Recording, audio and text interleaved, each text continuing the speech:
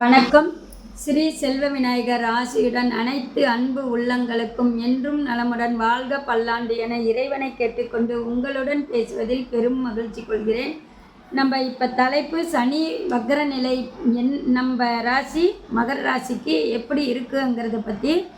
மகர ராசிக்கு இப்போ 3ஆம் இடத்துல சனி உட்காந்துருக்காரு. அந்த சனி 3ஆம் இடத்துல உட்காரும்போது என்னென்னா, சகோதரரால் பல பிரச்சனைகள் ஏற்படும். ஏன்னா ராசிக்கு 3ஆம் இடம் வாங்கும்போது சகோதரஸ்தானம்.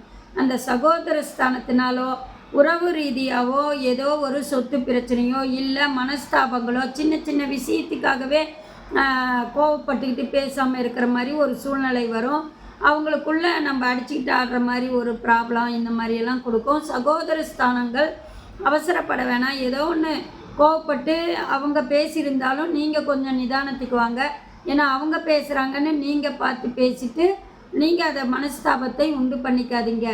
ஏன்னா இப்போ இருக்கக்கூடிய சனி வக்கரம் 13/7/2025 ஆனி மாதம் 29ஆம் தேதி தொடங்கி 28/11/2025 கார்த்திகை 12 வரைக்கும் முடியுது. வக்கர நிலை நிவர்த்தி ஆகிறாரு. அந்த 4-5 மாதத்துக்கு பொறுமையாக இருங்க. சகோதரனால் ஏதோ ஒரு பிரச்சனையா, சகோதரியால் ஏதோ ஒரு பிரச்சனையா வந்தாலுமே அமைதியாக போங்க. சரி, எதாக இருந்தாலும் நேரம் சரியில்லை கண்ணு, தை மாதத்துக்கு மேலே பேசிக்கலாம் அப்படின்னு கூட போயிடுங்க.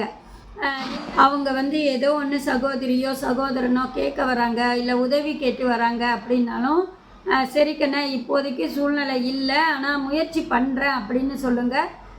இருந்தால் கொடுத்து அனுப்புங்க. இல்லைன்னா எங்கேயோ கடன் வாங்கி உடன் வாங்கி இப்போதைக்கு 4 மாதத்துக்கு கொடுக்க வேணாம். சரி கண்ணு நேரம் சரியில்லை, தை மாதத்துக்கு மேலே ஏதோ ஒன்று ஏற்பாடு பண்ணுறேன் அப்படின்னாவது சொல்லிவிடுங்க. அது அதோட மனசு கசப்பாக போயிடும். ஆனால் நீங்கள் ஏதோ ஒரு விதத்தில் செய்யலான்ட்டு சொல்லி செய்ய போய் அதனால் உங்களுக்கு செஞ்சும் கெட்ட பேர் அப்படிங்கிறது வர வச்சுக்காதீங்க. முடிந்த அளவுக்கு சகோதரர்களுக்கு அமைதியாக போயிடுறது நல்லது.